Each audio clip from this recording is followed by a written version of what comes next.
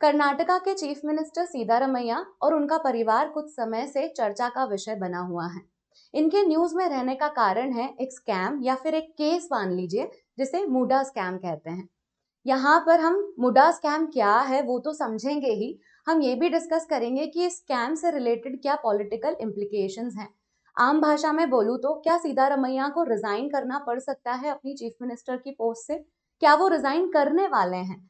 और कांग्रेस के लिए क्या क्या प्रॉब्लम्स रेज हो रही हैं इस स्कैम के चलते, हम वो भी डिस्कस करेंगे। इसी के साथ हम जो इन्वेस्टिगेशन एजेंसीज हैं उनका भी डिस्कशन होगा हमारा, जिसमें इन्फोर्समेंट डायरेक्टरेट ईडी इन्वॉल्व है, लोकायुक्त इन्वॉल्व है और सीबीआई का भी मेंशन होगा इसमें। तो वीडियो शुरू करते हैं। पहले हम मुडा स्कैम समझने के पहले हमें कुछ टर्म्स पता होनी चाहिए जिसे हम प्री रिक्विजिट बोलते हैं। तो हम पहले वो देखेंगे। प्री रिक्विजिट में हमें सबसे पहले सीतारमैया कौन है ये पता होना चाहिए। जैसा कि मैंने बोला, कर्नाटका के करंट चीफ मिनिस्टर हैं सीतारमैया। इनकी जो पॉलिटिकल इमेज है वो अधिकतर क्लीन ही रही है। कहने का मतलब ये है कि करप्शन, स्कैंडल, स्कैम ज्यादा इनसे रिलेटेड नहीं रहे हैं ये। इनकी इमेज क्लीन ही रही है। इनको बैकवर्ड क्लासेस में बहुत पॉपुलैरिटी हासिल है, बहुत सारे वेलफेयर प्रोग्राम्स है जिसके कारण ये काफी पॉपुलर भी हैं कर्नाटका में। सीतारमैया जो है वो कर्नाटका के चीफ मिनिस्टर मई 2023 में बने थे और इनकी जो पॉलिटिकल पार्टी है वो कांग्रेस है। मई 2023 में चीफ मिनिस्टर बने, मतलब इनका टर्म अभी बहुत सारा बाकी है एज अ चीफ मिनिस्टर। एक ही साल हुआ है इन्हें, एक साल के आसपास हुआ है इन्हें अपने ऑफिस में, तो काफी टर्म बाकी है। इसमें जब ऐसा केस या स्कैम हाईलाइट होता है तो बहुत ज्यादा प्रेशर बिल्डअप हो जाता है किसी भी पॉलिटिकल लीडर पे। तो हम वो डिस्कस करेंगे कि क्या इसके चलते उन्हें रिजाइन करना पड़ेगा।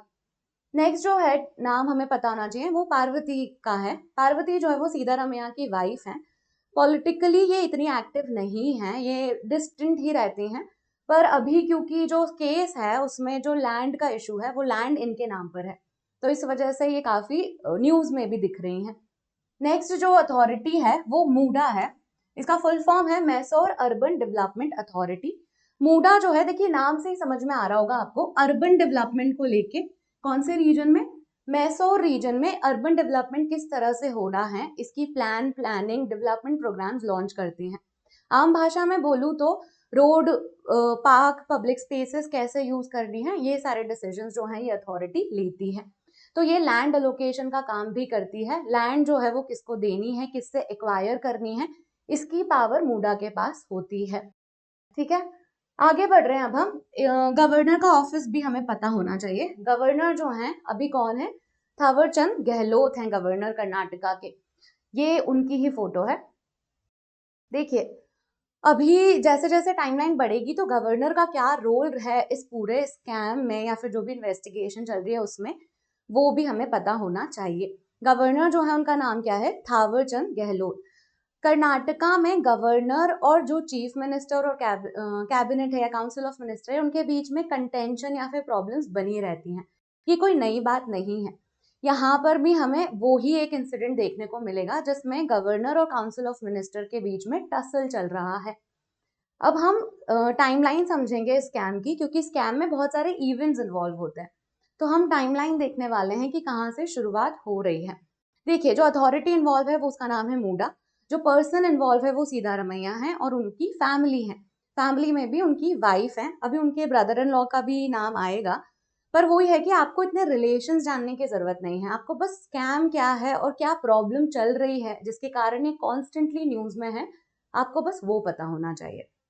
तो टाइमलाइन ऑफ मूडा स्कैम देख लेते हैं। देखिए, मूडा जो है उसके पास, मैंने आपको पहले ही बताया, लैंड अलोकेशन की पावर है और वो भी किस रीजन में, मैसूर रीजन में।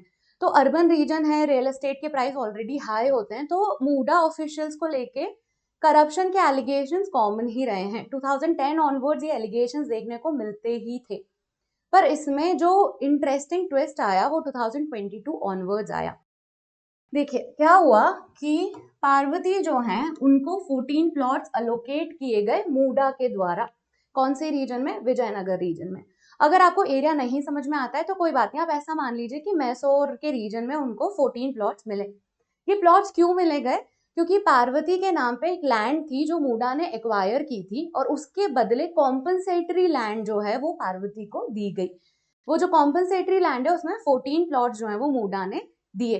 अब सरफेस लेवल पे तो ऐसा लग रहा है कि इसमें कौन सी बड़ी बात है, जैसे गवर्नमेंट लैंड एक्वायर करती है तो कॉम्पनसेट करने के लिए लैंड देती भी है। प्रॉब्लम ये है कि ये जो 14 प्लॉट्स दिए गए हैं इनकी कीमत एक्वायर्ड लैंड से कहीं गुना ज्यादा है। ये जो प्लॉट्स हैं ये बहुत एक्सपेंसिव हैं और ये पॉश एरिया में दिए गए हैं। तो ये जो प्रॉब्लम है, मतलब यहाँ से लोगों को ऐसा लगा कि कोई तो करप्शन या स्कैम बन रहा है और इसको इन्वेस्टिगेट करना बहुत जरूरी है। ये जो लैंड है पार्वती के नाम पे, उसके पहले ये जो लैंड है इनके भाई के नाम पे थी और उनके भाई ने इन्हें गिफ्ट दी गई थी। अब ये जो अननेसेसरी डिटेल है वो आपको सुनने में तो अच्छी लगती है पर हमारे इतने रेलेवेंट नहीं है। अब हम आगे बढ़ते हैं नेक्स्ट टाइमलाइन पे। 16 अगस्त 2024, 16 अगस्त को क्या हुआ, गवर्नर ने सैंक्शन या फिर अप्रूवल दे दिया कि आप इन्वेस्टिगेशन कर सकते हो। इन्वेस्टिगेशन क्यों नहीं है, क्योंकि जो 14 प्लॉट्स हैं इनकी कीमत बहुत ज्यादा है एज कम्पेयर टू जो लैंड एक्वायर की गई थी। क्या हुआ फिर, जो करप्शन को लेके एक्टिव हैं या फिर जो विजिलेंट लोग हैं उन्होंने गवर्नर को रिक्वेस्ट किया कि देखिए इन्वेस्टिगेशन बैठानी पड़ेगी क्योंकि ये कोई स्कैम या स्कैंडल बनने वाला है। तो उस इन्वेस्टिगेशन को लेके अप्रूवल चाहिए था गवर्नर का। तो गवर्नर ने ये जो अप्रूवल है वो फाइनली इस साल अगस्त 2024 में दिया। आप डेट देख सकते हैं। गवर्नर ने सैंक्शन दिया कि आप इन्वेस्टिगेशन कर सकते हैं against chief minister. Chief minister के अगेंस्ट में क्यों, क्योंकि वो डायरेक्टली या इनडायरेक्टली इन्वॉल्व है ही। तो इसमें आप इन्वेस्टिगेशन कर सकते हैं जो भी ये मूडा स्कैम है इसके अंदर में। अब यहाँ पर दो एक्ट्स के नाम आने वाले हैं, प्रिवेंशन ऑफ करप्शन एक्ट और भारतीय न्याय संहिता।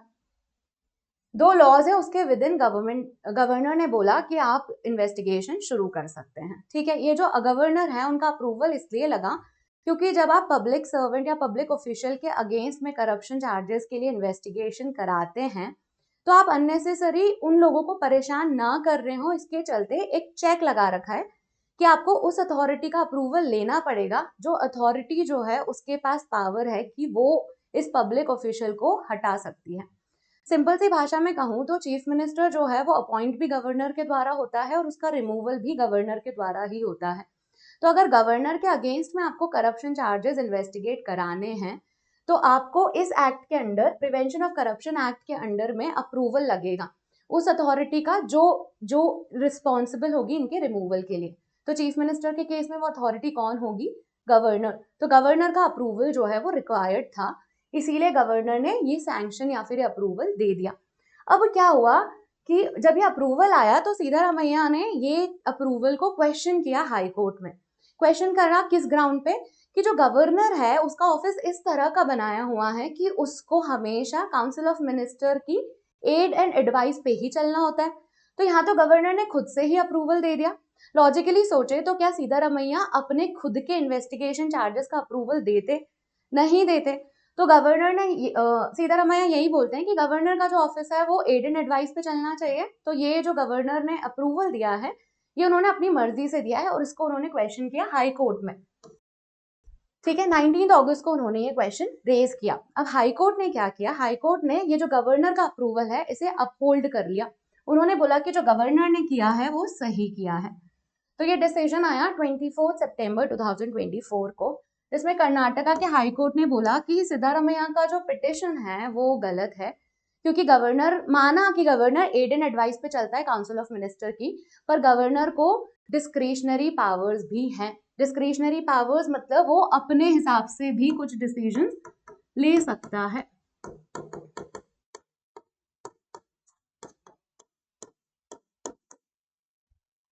डिस्क्रिशनरी पावर्स के चलते ये जो गवर्नमेंट का सैंक्शन है ये अपहोल्ड कर लिया उन्होंने और ये जो पिटिशन है उसे नलिफाई कर दिया। तो इस तरह से यहाँ पे क्या हुआ, इन्वेस्टिगेशन जो है वो शुरू हो जाएगी और वो ही हुआ। इन्वेस्टिगेशन जो है वो शुरू हो गई। लोकायुक्त के पब्लिक विंग ने, सॉरी पुलिस विंग ने इन्वेस्टिगेशन करना शुरू कर दिया। यहाँ पे क्या होगा, अब सिद्धारमैया से पूछताछ होने लग जाएगी। लोकायुक्त जो है वो एक ऐसी बॉडी है स्टेट के विद इन जो क्या करती है, corruption charges under public officials जो हैं या पॉलिटिशियंस जो हैं उनके अगेंस्ट जो करप्शन चार्जेस है उसे इन्वेस्टिगेट करती है। क्योंकि ये जो लोग हैं ये बहुत पावरफुल लोग हैं और पूरे सिस्टम जो है वो ये मैनिपुलेट कर सकते हैं। तो इसीलिए हमें एक पावरफुल या स्पेशल बॉडी चाहिए इनके अगेंस्ट में जो भी करप्शन चार्जेस है इन्वेस्टिगेट करने के लिए। तो इसके लिए क्या बनाया है स्टेट लेवल पे, लोकायुक्त। तो लोकायुक्त का जो प्रोब है वो शुरू हो गया। एक और इवेंट है जिसमें हमें पता चलना चाहिए कि कंट्रोवर्सी कैसे इरप्ट होती है। यहाँ पे क्या हो गया, 26 सितंबर को कर्नाटका गवर्नमेंट ने अपना जनरल कंसेंट विड्रॉ कर लिया अगेंस्ट सीबीआई। अब देखिए, सीबीआई जो है वो सेंट्रल ब्यूरो ऑफ इन्वेस्टिगेशन है। ये जो है ये एक बॉडी है जो अगेन करप्शन चार्जेस इन्वेस्टिगेट करती है। सीबीआई को दो तरह के कंसेंट मिलते हैं, एक तो स्पेशल कंसेंट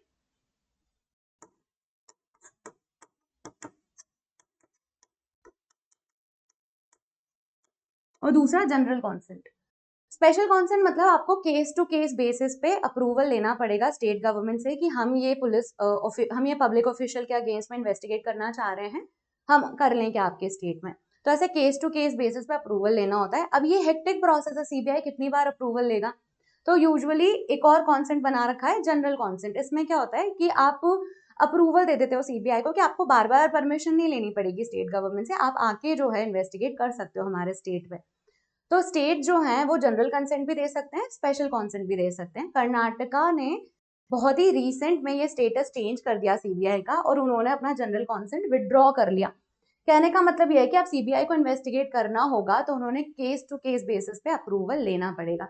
अब ये थोड़ा सा कॉन्ट्रोवर्शियल चीज है क्योंकि जैसे ही इन्वेस्टिगेशन शुरू हुई वैसे ही यहाँ पे जनरल कंसेंट विड्रॉ कर लिया गया है। कर्नाटका कोई पहला स्टेट नहीं है इस तरह की चीज करने का। 8 स्टेट्स हैं जिन्होंने अपना जनरल कंसेंट विड्रॉ कर रखा है, क्योंकि सीबीआई को लेके क्रिटिसिज्म ये है कि जो भी रूलिंग पार्टी होती है सेंटर में वो सीबीआई को आर्म ट्विस्ट करके अपने हिसाब से मैनिपुलेट करती है और अपने हिसाब से ही चलाती है। तो बहुत सारे नॉन बीजेपी स्टेट्स जो हैं उन्होंने अपना जनरल कंसेंट विड्रॉ कर रखा है, पर यहाँ पर कर्नाटका की टाइमिंग जो है वो थोड़ी सस्पिशियस लग रही है। और एक और चीज है, एक और जैसे इन्वेस्टिगेशन शुरू हुई तो हमने लोकायुक्त देख लिया, सीबीआई तो नहीं कर सकता इन्वेस्टिगेशन क्योंकि इन्होंने जनरल कंसेंट विड्रॉ कर लिया है। तो केस टू केस बेसिस पे या फिर अगर सुप्रीम कोर्ट बोलेगा तो फिर सीबीआई करेगा इन्वेस्टिगेट। एनफोर्समेंट डायरेक्टरेट ने भी मनी लॉन्ड्रिंग के केस में अपना इन्वेस्टिगेशन शुरू कर दिया है सीतारमैया के अगेंस्ट में। तो ये टाइमलाइन है, आप देखेंगे तो देखिए इन्वेस्टिगेशन जो है वो फुल फ्लेजेडली चालू हो गई है। Enforcement directorate registered money laundering case against Sitaramayya. फिर फाइनली एक बहुत ही इंटरेस्टिंग इवेंट हुआ जिसमें ये जो 14 प्लॉट से केस शुरू हुआ था, सीतारमैया की वाइफ ने वो 14 साइट्स वापस दे दी मूडा को। उन्होंने बोला कि ये जो है अगर ये प्रॉब्लम इतनी बड़ी है और उनके हस्बैंड का पॉलिटिकल करियर इतना इम्पैक्ट हो रहा है तो बेटर यही है कि वो ये साइट्स वापस दे दें, क्योंकि लॉजिकली यहीं से ही शुरू हुई है चीजें। तो ये पूरी टाइमलाइन रही है और मूडा ने ये एक्सेप्ट भी कर लिया है कि उन्होंने लेटर लिखा, पार्वती ने लेटर लिखा मूडा को और मूडा ने फाइनली एक्सेप्ट भी कर लिया वो 14 प्लॉट्स को। तो ये पूरी टाइमलाइन है। अब एक और इसमें इंटरेस्टिंग अपडेट ये आ रहा है कि अभी तक तो कांग्रेस होल हार्टेडली सपोर्ट कर रही है सीतारमैया को। वो ऐसा बोल रही है कि ये जो है टसल क्रिएट की गई है और ये अननेसेसरी जो है वो सरकार गिराने की कोशिश है और वो कांग्रेस जो है वो पूरी तरह से सीतारमैया के साथ है। पर यहाँ पर एक और चीज हाईलाइट ऐसे हो रही है कि यहाँ पर जो लोग हैं उन्होंने मीटिंग करना शुरू कर दिया है with in Congress. There is a faction in Congress जो शायद अब अपना रिप्रेजेंटेटिव चेंज कर सकते हैं। तो ये मीटिंग चल रही है, कुछ भी कॉन्क्रीट नहीं पता है, पर ये टाइमलाइन जो है वो स्कैम से रिलेटेड वो हमने देख ली है। यहाँ से एक और चीज पता चलनी चाहिए हमें कि बहुत सारे इन्वेस्टिगेशन चल रहे हैं, मतलब सीतारमैया को बहुत सारे इन्वेस्टिगेशन के चलते अपना समय देना पड़ेगा। तो पता नहीं अब वो कितना टाइम पब्लिक वेलफेयर के लिए डिवोट कर पाएंगे, वो भी क्वेश्चनेबल है। तो हम एनालिसिस देखते हैं। अब एनालिसिस क्या है, huge setback for chief minister, जो जैसा कि मैंने बोला काफी क्लीन इमेज थी और एक स्कैम के चलते बहुत ज्यादा बड़ा सेटबैक भी मिल गया है उन्हें। दूसरा है कि कांग्रेस जो है उन्होंने अनवेवर्ड सपोर्ट तो ऑफर किया है, पर एज ऑफ नाउ बहुत इंपॉर्टेंट है यहाँ पे क्योंकि अभी तक तो अनवेवर्ड सपोर्ट है कांग्रेस की तरफ से, पर शायद हो सकता है कि पॉलिटिकल लीडरशिप में चेंजेस देखने को मिल जाएं। एक और चीज है कि ऐसे करप्शन के केसेस पहले भी बहुत सारे लीडर्स के अगेंस्ट में हुए हैं और रेजिग्नेशन का प्रेसिडेंट अभी देखा नहीं गया है। ऐसा नहीं है कि किसी के अगेंस्ट में करप्शन चार्जेस आए और उसने अपना पॉलिटिकल ऑफिस रिजाइन कर दिया है। लोग जो है उन्होंने कंटिन्यू रखा है पॉलिटिकल ऑफिस। तो कोई प्रेसिडेंट नहीं है इस तरह का, तो we don't know as of now. Jharkhand और महाराष्ट्र में असेंबली इलेक्शंस होने वाले हैं, तो इस तरह के स्कैम जो हैं वो किसी भी पॉलिटिकल पार्टी के लिए टाइमिंग वाइज जो है हो सकता है उनकी पॉपुलैरिटी कम कर सकते हैं। तो ये जो है इसकी टाइमिंग थोड़ी सी सस्पिशियस है, क्योंकि अभी असेंबली इलेक्शंस होराइजन में है, तो कांग्रेस को लेके शायद ये एक सेटबैक होगा। नेक्स्ट है कि हमें अभी क्या हो रहा है, मूडा में प्रॉब्लम ये है कि ट्रांसपेरेंसी की कमी है, अकाउंटेबिलिटी की कमी है, इस वजह से इस तरह के एलिगेशन जो हैं वो देखने को मिले हैं। स्कैम तो बड़ा रीसेंट है, पर 2010 ऑनवर्ड्स इस तरह के लैंड लोकेशन में करप्शन देखने को मिला है। तो अगर हम अपने गवर्नेंस में ट्रांसपेरेंसी लेकर आएंगे तो ये चीजें बेटर हो सकती है। Greater transparency in the functioning of government bodies, ये हमें जरूरी है, it's a need of the hour. और विजिलेंस बॉडीज जो हैं और एंटी करप्शन एजेंसीज, उनका कितना इंपॉर्टेंट रोल है टू मेंटेन डेमोक्रेसी, वो भी हमें देखने को मिला। हमने 3 बॉडीज देखी अभी। तो विजिलेंस बॉडीज या फिर जो करप्शन को लेके मॉनिटर करती हैं चीजें अगेंस्ट पावरफुल पीपल, वो ही कहीं ना कहीं हमारी डेमोक्रेसी को स्ट्रेंथ ऑफर करती हैं। तो ये कुछ एनालिसिस है यहाँ से जो हमें देखने को मिले हैं। इसी के साथ we have come to the end of this video, so hopefully you found this interesting, and if it is the case then do let us know in the comment section, and please like, share, subscribe to this channel. Thank you.